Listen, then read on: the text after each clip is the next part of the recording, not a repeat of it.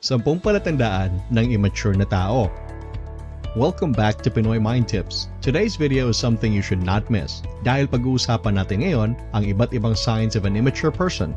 Importanteng malaman natin ito dahil maturity has a lot of benefits, like making you a more functional person. Kaya naman make sure to watch until the end of the video, lalong-lalo na sa huling 3 signs na sigurado kaming makakatulong talaga sa iyo to cope up with emotional immaturity at sigurado kaming masusurprise talaga kayo.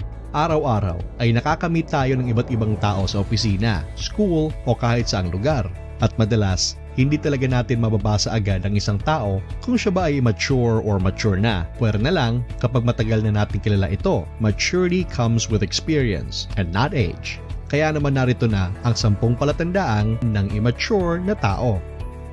Number 1. They think they are more mature than others. Isa sa pangunahing signs of immaturity ay ang pag-iisip na mas mature ka kaysa sa ibang tao. Ang isang immature ay magaling mag-judge ng ibang tao at gustong-gusto nila na hilain pababa ang isang tao. Madalas din ang mga taong ito ay hindi nakikita ang mga pagkakamali nila dahil ang pagkakamali lang ng iba ang tinitingnan nila. They're in denial of their own weaknesses at ayaw nilang aminin sa kanilang mga sarili na hindi nila kaya ang lahat ng bagay kung kaya't pinipilit nilang magmukhang mature kaysa sa iba. Gayunpaman, makikita pa rin ang signs of immature person sa kanyang mga kilos, iniisip at ginagawa. Number 2. They have poor listening skills. May kilala ka bang lagi nilang nagsasalita pero hindi naman nakikinig?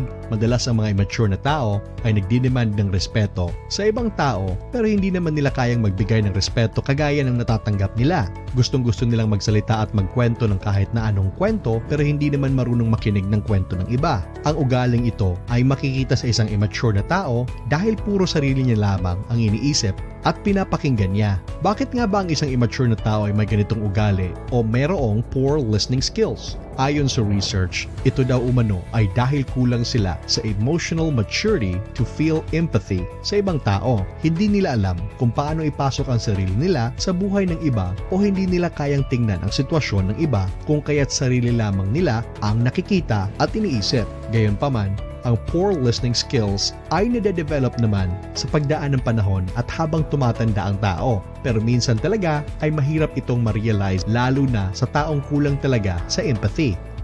Bago tayo magpatuloy, please like and subscribe for more psychological tips and tricks. And feel free to comment down below kung alin sa mga signs na ito ang nakikita mo sa iyong sarili at alin sa mga ito ang dapat mo nang i-overcome para maging emotionally mature. Kaya stay tuned and don't forget to turn on the notification bell to keep you updated for our new uploaded videos. Number 3. They love insulting people. Wala na yatang mas nakakainis pa sa pakikipag-away sa taong immature. Ayon sa research, ang mga immature na tao ay hindi kayang tanggapin ang kanilang mga pagkatalo. Kapag sila ay na-frustrate o may kaaway, pinipilit nilang ipanalo ang kanilang opinyon kahit alam nilang mali ito, at one way para maipanalo nila ang kanilang opinyon ay maghahanap sila ng mga mali sa opinyon mo at minsan nagiging dahilan ito para magalit ka at magmukhang ikaw pa yung immature. A mature person ay hindi na kinakailangan i-prove pa ang mga bagay na alam niyang tama dahil alam niyang wala naman siyang makukuhang maganda sa pagkikipag-away. Kaya naman kapag may nakaaway ka na isang immature na tao, huwag mo nalang patulan dahil ang totoong mature ay nakakaintindi at pipiliin na lamang na manahimik kesa sa makipag-away pa. Number 4. Refusing to apologize. Lahat ng immature na tao ay ayaw aminin ang kanilang mga pagkakamali. Nakakainis man isipin pero ganyan talaga sila. Instead of admitting their mistakes, mas pinipili nilang maghanap ng milyong-milyong rason para lang hindi talaga sila magmukhang may kasalanan. Madalas mas sinisisi pa nila ang ibang tao sa mga pagkakamaling nagawa nila dahil ayaw nilang maging failure sila sa paningin ng iba. Sa madaling salita, huwag ka nalang mag-expect ng isang sorry sa isang immature na tao dahil bihira lang talaga yung mangyari. Isang simpleng example ng maturity ay kapag may nagawang kasalanan ng girlfriend o boyfriend mo sa'yo, ay agad nahihingi talaga ito ng sorry dahil gusto niyang ayusin kung ano man ang nagawa niyang kasalanan sa'yo. Pero ang isang immature girlfriend or boyfriend ay kabaliktaran ang ginagawa kapag may kasalanan ito. Sa halip na humingi ng tawad, ay ikaw pa ang pinagmumukhang may kasalanan at maghahanap pa ng ibang rason para mapunta sa iyo ang kasalanan. At sa huli, ikaw pa ang hihingi ng sorry. Kapag may alam kang tao na ganito ang ugali, isa yung sure sign na siya ay isang immature na tao. Number 5. Bullying others.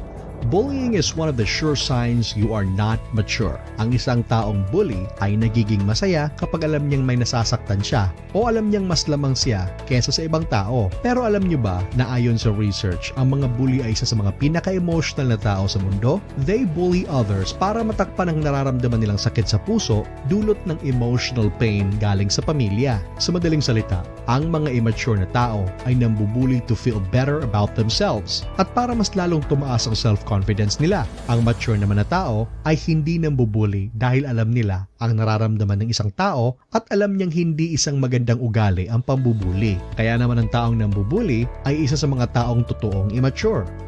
Number 6. Attention seeker. May kilala ka bang laging naghahanap ng attention at gusto nila na lagi siyang napapansin? Wala naman sigurong tao na gusto ma-ignore ng kahit na sino man. Pero ang isang emotionally matured na tao ay hindi naghahanap ng attention sa ibang tao at kung hindi man sila ang spotlight sa usapan ay okay lang sa kanila at hindi nila kailangang mapansin para lang masabing may halaga sila. Ang isang immature na tao kasi ay laging naghahanap ng attention sa ibang tao at gusto nila na lagi silang napapansin dahil feeling nila ay wala silang halaga kapag hindi napapansin. Kaya naman ang isang sure sign ng immature na tao ay kapag lagi itong naghahanap ng attention. Number 7. They are having a hard time supporting someone. Ang mga immature na tao ay may malaking struggle pagdating sa pagsuporta o pag-encourage sa mga taong malapit sa buhay niya, maging ang mga kaibigan o pamilya niya, ay hindi niya magawang suportahan dahil mas nakikita niya ang mga mali nila kaysa sa mga tamang nagawa nito. Madalas din sa mga immature na tao ay laging nakikita ang mga flaws ng mga mahal niya sa buhay kung kaya't hindi niya kayang makita o ma-appreciate ang mga success nito. Ayon sa isang research, ang isang immature umano na tao ay hindi kayang i-appreciate ang success ng isang tao dahil feeling nila ay nalalamangan sila at bababa ang tingin nila sa kanilang sarili. Kaya naman kapag nakitaan mo ang isang tao ng sign na ito ay marahil immature nga siya at nangangailangan ng paggabay. Number 8. They always lie. Ang isang taong laging nagsisinungaling ay madalas mga immature. Ayon sa isang research, boring umano para sa mga taong immature ang laging pagsasabi ng totoo at mas nag-i-enjoy sila kapag nagsisinungaling sila. Marami din sa mga immature na tao ang gumagawa ng kwento para magmukhang cool o makakuha ng atensyon ng ibang tao. Gustong-gusto nila ang pagsisinungaling dahil para sa kanila ay makakatulong ito para ma-build up ang self-image nila sa ibang tao. Habang ang mga mature naman na tao ay iniiwasan ng pagsisinungaling dahil alam nilang hindi ito maganda at hindi ito nakakatulong para sa kanilang personal growth. Ayaw din nilang gumawa ng mga hindi totoong kwento dahil hindi na nila kailangan ang mga ito para lang makakuha ng atensyon dahil tanggap nila ng buong buo ang kanilang sarili at alam nila ang tunay nilang halaga sa mga taong mahal nila. Number 9. Irresponsible spending.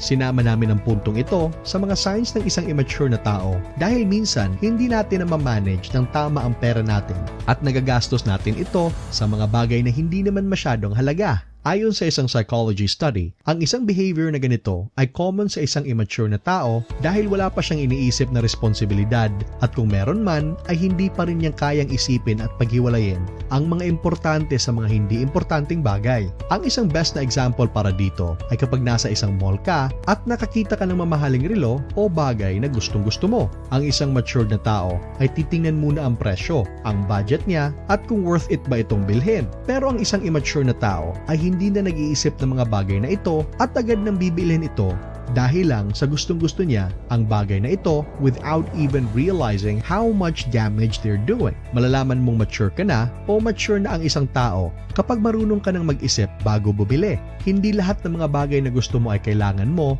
at hindi lahat ng mga kailangan mo ay dapat mo na agad bilhin. Learn to manage and spend your money well.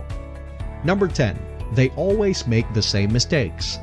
Lahat naman ng tao ay nagkakamali pero ang isang matured na tao ay natututo sa mga pagkakamali niya at hindi na ginagawa ito ulit. Ang isang immature naman na tao ay may issue sa paggawa ng paulit-ulit na pagkakamali kahit pasabihan mo na sila ng napakaraming beses.